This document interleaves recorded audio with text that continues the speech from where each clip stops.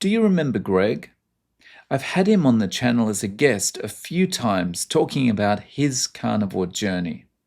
He sent me an update recently, and I'd like to read that to you. But before we go into the update, I wanted to show you some footage just to refresh your memory on Greg's journey. I was diagnosed with Crohn's disease at the age of 15. Um, I basically was going to the toilet 20 plus times a day, quite often not making it in time. I used to have to carry a bag of clothes around with me, like spare clothes and things, just in case. I was in my early 20s. They said to me, "You've got two options. One is to take this drug that's experimental, which contains mouse DNA, which I didn't really fancy doing. And the other one is that we remove all your large bowel and your rectum, and you have what's called an ileostomy." Um, and I went with that because to me it just seemed like the right thing to do. The last, I would say, 3 years or so, things really started to get really bad. I was admitted to A&E 3 times in the space of about 6 months, just something like that. It seemed like a very short space of time between each one, simply because I was getting a lot of pain and blockages. I hadn't changed anything in my diet that I wasn't able to eat before. So obviously something had changed inside me that didn't seem to like what I was doing anymore. Every time I went, they'd put me on painkillers, and eventually things would move on. And then the worst one I had was when I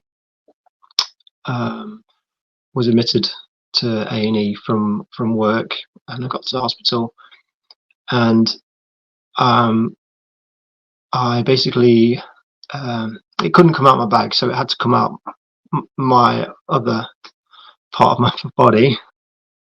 I think my doctor rang me first, actually, and he says, "Look, Greg, have you made a decision about what you want to do with the drugs? Have you picked one?"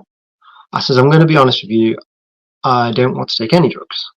And he says, "Well, what do you mean?" I says, "Well, I'm doing this thing called Carnivore. I'm feeling pretty amazing, and I want to just carry on doing it and see where it takes me." And he wasn't very happy at all.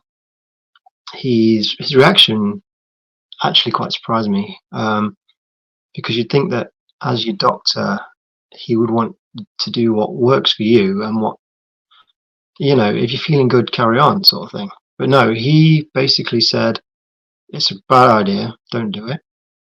And if I don't listen to what he's saying and take the drugs that he wants me to take, that my Crohn's, because I've got such an aggressive form of Crohn's, would spread to my part of my small bowel that absorbs all your nutrients." 20 minutes later, they rang back with the results. I was at work at the time. I work with caravans, repair caravans. So I was inside a caravan. I'm having this phone call. I know that I shouldn't be doing that. Sorry, boss. But so they rang me back 20 minutes later and said, "Hi, Greg, we've got your results. We've had a look over them. The results are that you have no active Crohn's disease." And I was like, wow, well, just saying it just floods me with emotion. But yeah, no active Crohn's disease. I says, "Can you repeat that?" She says, "Yeah, you've got no active Crohn's." Let's now get to Greg's update. Hi, Dave. I hope you and your family are well.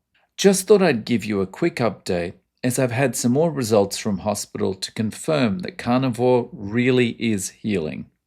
In 2023, I had my inflammation markers checked and they came back as 20. This is considered acceptable for someone with an autoimmune issue. I had the test repeated this year, just over 2 years on Carnivore. This time, the inflammation level was a 5.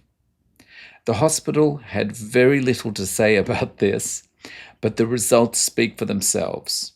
This to me proves that Carnivore really can heal you, or at least allow your body to be in its natural healing state. Keep up the good work. I watch every upload and I am always amazed what Carnivore can do. Thanks again, Greg. Please join with me in congratulating Greg on these awesome results. And if you want to find out how we got here, check out this video next.